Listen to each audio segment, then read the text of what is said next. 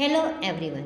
आज आपको इस वीडियो में आरोह गद्यखंड का पाठ 8 जामुन का पेड़ का पाठ का सार बताया जाएगा, पढ़ाया जाएगा। आप इसे लास्ट तक देखेंगे। तो जामुन का पेड़ कृष्णचंद्र द्वारा लिखित पाठ है। इनका जन्म सन 1914 में पंजाब के वजीराबाद नामक गांव में हुआ था। जिला है कुंजरावाला। इनकी प्रमुख रचनाएं हैं, देखिए सबसे पहले कहानी संग्रह है, एक गिरजा एक खदक, यूकेलिप्टस की डाली, ये इनकी दोनों कहानी संग्रह हो गई। फिर इसके बाद इनके उपन्यास है शिकस्त, जरगांव की रानी, सड़क वापस जाती है, आसमान रोशन है, एक गधे की आत्मकथा, अन्नदाता, हम वैसी हैं, जब खेत जागे, 52 पत्ते, कागज की नाव, मेरी यादों के किनारे, ये इनके उपन्यास है। और इनकी मृत्यु सन 1977 में मुंबई में हुई थी। अब देखिए हम पाठ के सार की ओर बढ़ते हैं। चैप्टर की समरी, क्योंकि चैप्टर जो है पढ़ने में बहुत बड़ा हो जाता है, पाठ का सार हमारा छोटा रहता है। लेकिन आप इस वीडियो को लास्ट तक देखिएगा, क्योंकि जैसे कि आपने देखा है कि मेरी पहली वीडियो में भी पहले तो आपको जो है थोड़े वन वर्ड वाले क्वेश्चन, कुछ इंपॉर्टेंट क्वेश्चन आपको चैप्टर की समरी समय बताते समय बता दिए जाते हैं, तो इसलिए ध्यान से लास्ट तक वीडियो देखिएगा। तो जामुन का पेड़, जैसे आपको पता चल रहा है कि जामुन के पेड़ का यहाँ पर उल्लेख होगा। इसमें कुछ दुखद घटना भी है, दुखद घटना है कि किस तरीके से और जो किस तरीके से सारा ये सरकारी विभाग होते काम करते हैं, उनकी लापरवाहियों के बारे में बताया गया है। देखिए प्रस्तुत कहानी में पेड़ के नीचे दबे हुए व्यक्ति की इसलिए मृत्यु हो जाती है क्योंकि हर विभाग अपनी जिम्मेदारी दूसरे विभाग पर मढ़ने का प्रयास कर रहा था। कि मतलब जामुन का पेड़ गिर गया, उसके नीचे एक आदमी आकर मर गया, तो सभी विभाग अपनी अपनी जिम्मेदारी दूसरे पर डालने का, मतलब एक काम दूसरे पर डालने के चक्कर में डालते रहते हैं। इस वजह से इसमें जो पेड़ के नीचे आदमी दबा था वो मर जाता है। इस कहानी का उद्देश्य यह बताना भी है कि सरकारी विभागों की लापरवाही से आम लोगों को किस तरह मानसिक और शारीरिक पीड़ा को झेलना पड़ता है। कि क्या उद्देश्य है, देखिए क्वेश्चन बन गया यहाँ पर कि कहानी का क्या उद्देश्य है कि सरकारी विभागों की जो लापरवाही होती है उससे जो आम लोगों को, आम जनता को जो परेशानी होती है कि मानसिक और शारीरिक परेशानियों को झेलना पड़ता है, इस कहानी में बताया गया है, ये उद्देश्य है। तो कहानी का सार इस प्रकार है। देखिए रात को बड़े जोर से झक्कड़ चलने के कारण, बहुत तेज से हवा चली होगी, आंधी आई होगी, तो बहुत तेज से आंधी आई थी, उस कारण से सेक्रेटेरिएट के लॉन में जामुन का पेड़ गिर गया। सेक्रेटेरिएट के वहाँ पे जो लॉन था वहाँ पे जामुन का पेड़ गिर गया। सुबह माली ने जब उस पेड़ के नीचे एक आदमी को दबे हुए देखा तो वह भागता हुआ चपरासी के पास गया। जब वहाँ पे रात में गिरा था तो किसी को पता नहीं चला उस समय, तो जब सुबह माली आया, उसने पेड़ के नीचे आदमी देखा तो वो भागता हुआ चपरासी के पास गया। इसमें आपको बाद में बीच बीच में जो है हंसी भी आएगी कि क्या हुआ, चपरासी के पास भागता हुआ, चपरासी के पास गया, इस बात की सूचना देने के लिए पहुंचा, भागता हुआ कि पेड़ के नीचे एक आदमी है, इसलिए भागता हुआ चपरासी के पास गया। चपरासी ने क्लर्क को और क्लर्क ने सुपरिटेंडेंट को बताया और इस तरह से पेड़ के पास एक भीड़ इकट्ठी हो गई। मतलब पेड़ के पास, उस आदमी के पास नहीं, इसमें दिखाया बताया कि पेड़ के पास खूब सारी भीड़ इकट्ठी हो गई, क्योंकि माली ने देखा था, माली भागता हुआ चपरासी के पास गया, चपरासी दूसरे एक क्लर्क के पास गया, उसने दूसरे को बताया, तो इस तरीके से वहाँ पर जो है भीड़ इकट्ठी हो गई। एक ये जो स्पेलिंग का ध्यान रखिएगा, ये अधिकतर पूछी जा सकती है, सेक्रेटेरिएट है ना, सेक्रेटेरिएट। तो ये जामुन के पेड़ के पास खड़ी भीड़ को उसके नीचे दबे व्यक्ति से कोई सहानुभूति नहीं होती। कि मतलब भीड़ इकट्ठी हुई है जामुन के पेड़ के पास, वहाँ पे आदमी दबा हुआ है, उसे देखकर, उस आदमी को देखकर जो है किसी को भी कोई सहानुभूति नहीं हो रही है, बल्कि मतलब उल्टे वे उस पेड़ पे लगे जामुनों को याद कर शोक प्रकट करते हैं। मतलब उस आदमी की दुर्दशा नहीं देख रहे हैं ना, उसके ऊपर सहानुभूति के उठा के उसे निकालना है, लेकिन क्या करते हैं वो उसके उल्टे, उसके अपोजिट जो है उसके पेड़ पे जो जामुन लगे हुए थे उन्हें याद कर करके उन्हें दुख होता है। पहले क्लर्क ने जामुन के पेड़ को फलदार कहा। जो पहला क्लर्क था उसने कहा कि ये तो पेड़ बहुत फलदार था, इस पर तो बहुत सारे फल आते थे। तो दूसरे ने रसीले जामुन की तारीफ की, दूसरे ने कहा इसके जो जामुन थे बहुत रसीले थे, बहुत अच्छे थे।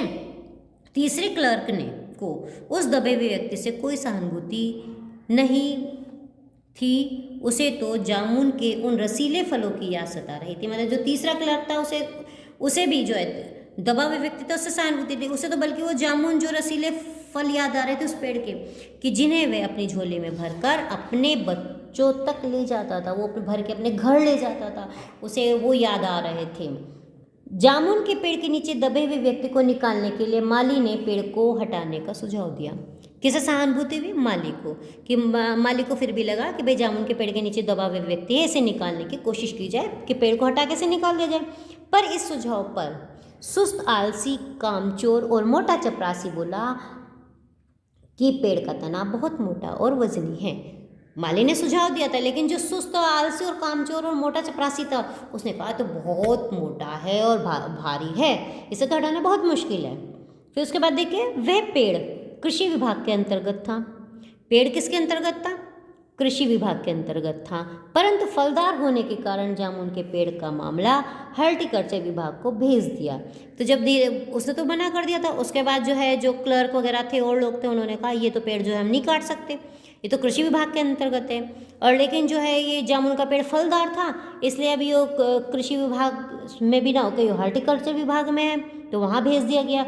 हॉर्टिकल्चर विभाग के सेक्रेटरी का कहना था कि उनका विभाग आज जहाँ पेड़ लगाओ की स्कीम ऊंचे स्तर पर चला रही है, वहाँ वह इस फलदार पेड़ को काटने की अनुमति नहीं दे सकती।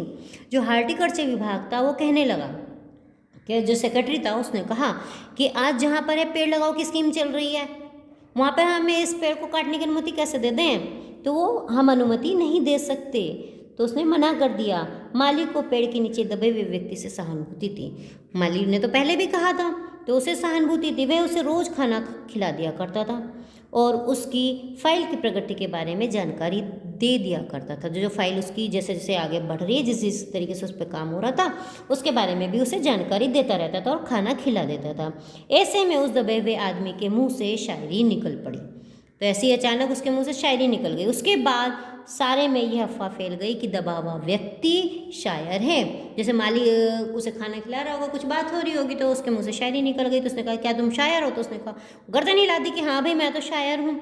तो फिर जो है पता चल गई, तो लोग उसे देखने के लिए वहाँ आने लगे, तो वहाँ पर भीड़ इकट्ठी होने लगी। तो वहाँ पर जो है सेक्रेटरीट कॉलोन भांति भांति के कवियों से भर जाता है और जो है और वहाँ पर कवि सम्मेलन का सा वातावरण शायर के आगे बन जाता था। तो वहाँ तरह तरह के कवि आने लगे, तो उसके सामने ऐसा कवि सम्मेलन का सा वातावरण बन जाता था। जब यह पता चला कि दबा हुआ व्यक्ति कवि है, तो उसकी फाइल साहित्य अकादमी तक जा पहुँचती है। जब पता चल गया कि कवि है, तो उन्हें कहे उन सब ने पल्ला झाड़ दिया कि नहीं, मामला नहीं है, ये तो साहित्य अकादमी का मामला है। सेक्रेटरी उसका इंटरव्यू लेने वहाँ पहुँच जाता है और फिर सेक्रेटरी कि सब कमेटी ने फैसला किया, बाद में फिर सबने फैसला किया कि दबा हुआ व्यक्ति कवि है, इसलिए इस फाइल का संबंध ना एग्रीकल्चर डिपार्टमेंट से है ना हॉर्टिकल्चर डिपार्टमेंट से, बल्कि सिर्फ कल्चरल डिपार्टमेंट से है। और फिर फाइल अनेक विभागों से होती हुई साहित्य अकादमी पहुंचती है। सारे विभागों से घूमती हुई उसकी फाइल कहाँ पहुंचती है? साहित्य अकादमी में पहुंचती है। ये एक लापरवाही तो दिखाई गई है कि सरकारी विभाग अपना काम ना करके दूसरे के ऊपर डालने के लिए डालता रहता है। वो फाइल चलती रही है और एक दिन बीत जाता है, पूरा दिन, दूसरा दिन बीत जाता है, फिर दूसरे दिन साहित्य अकादमी का जब वो फाइल जो है साहित्य अकादमी पहुंच गई, तो उसके बाद उससे अगले दिन, दूसरे दिन साहित्य अकादमी का सेक्रेटरी खबर लाया कि कवि को केंद्रीय शाखा का, जो एक दबा हुआ कवि है, इसे केंद्रीय शाखा का मेंबर, साहित्य अकादमी की जो केंद्रीय शाखा थी उसका मेंबर चुन लिया गया है। लेकिन वह पेड़ काटने का कार्य नहीं कर सकते उसे, लेकिन अपनी परेशानी बता दी कि जो है उसे कवि को तो चुन लिया गया है, मेंबर चुन लिया गया है, लेकिन जो है पेड़ काटने का काम नहीं कर सकते। कवि की फाइल फॉरेस्ट डिपार्टमेंट को भेज दी गई है। तो उन्होंने भी, साहित्य अकादमी वालों ने भी वो फॉरेस्ट विभाग को भेज दी थी। जब फॉरेस्ट विभाग डिपार्टमेंट के आदमी आरी कुल्हाड़ी लेकर पहुंचे, तो उन्हें पेड़ काटने से रोक दिया गया। जब फॉरेस्ट विभाग के आदमी पेड़ काटने के लिए पहुंचे थे, तो उन्हें भी रोक दिया गया। मालूम हुआ कि विदेश विभाग से हुक्म आया है कि पेड़ को न काटा जाए, क्योंकि इस पेड़ को 10 वर्ष पहले, मतलब 10 साल पहले पिटोनिया राज्य के प्रधानमंत्री ने लगाया था। कि दूसरे प्रधानमंत्री ने लगाया था पिटोनिया के, ये हटेगा यहाँ पे, पिटोनिया के प्रधानमंत्री ने लगाया था। अब यदि इस पेड़ को काटा गया तो पिटोनिया सरकार से हमारे देश के संबंध बिगड़ सकते हैं। क्यों नहीं काटा जाएगा? क्योंकि ये दूसरे प्रधानमंत्री ने लगाया था, पिटोनिया के प्रधानमंत्री ने लगाया था, इसलिए इस पेड़ को अगर काट दिया जाए तो पिटोनिया सरकार से संबंध बिगड़ जाएंगे, इसलिए नहीं काटा जाएगा। तो ये एक हुक्म आ गया। विदेश विभाग अंत में फाइल लेकर प्रधानमंत्री के पास पहुंचते, देखिए फाइल घूमते घूमते कहाँ से कहाँ तक पहुंच गई, लेकिन वो दबा हुआ आदमी जो पेड़ के नीचे दबा था वो दबा ही है, उसे नहीं निकाला गया। तो विदेश विभाग अंत में फाइल लेकर कहाँ पहुंचा? प्रधानमंत्री के पास पहुंचते हैं। प्रधानमंत्री सारी अंतर्राष्ट्रीय जिम्मेदारियां अपने सिर पर लेते हुए उस पेड़ को काटने की अनुमति दे देते हैं। लास्ट में जो है प्रधानमंत्री अपने ऊपर जिम्मेदारी लेता है तब उसको काटने की अनुमति देता है। लेकिन तब तक क्या होता है? तब तक जो है बहुत देर हो चुकी होती है। देखिए, लेकिन तब तक देर हो चुकी होती है, दबा हुआ आदमी मर चुका था और उसकी जीवन की फाइल बंद हो चुकी थी। वो मर गया है, उसके तो जीवन की फाइल ही बंद हो गई, फाइल बस इधर से इधर उसकी घूमती रही। ये कहानी ये बताती है। अभी देखिए इस कहानी से क्या पता चलता है? ये कहानी ये बताती है किस प्रकार देरी होने से न्याय भी महत्वहीन हो जाता है। कि जब उसे न्याय मिला, जब उसे निकालने का हुक्म मिला, तो न्याय ही तो था उसके लिए, कि वो भी जो है बेकार हो गया, क्योंकि वो आदमी बचा ही नहीं। सरकारी विभाग के अधिकारी पेड़ को हटाने तथा उस व्यक्ति को बचाने की बजाय, जो सरकारी विभाग के आदमी थे, उसे ना तो पेड़ हटाने की कोशिश करी, नए उस व्यक्ति को बचाने की बजाय फाइलें बनाने तथा विभागों में पहुंचाने में लगे रहे। कि वो जो है आदमी, सरकारी आदमियों ने क्या किया? फाइलों को इधर से फाइलें बनाते रहे, एक विभाग से दूसरे विभाग में, दूसरे विभाग से आगे बढ़ाते रहे, और अंत में जब फैसला आया तो वह उस व्यक्ति की मृत्यु हो चुकी थी।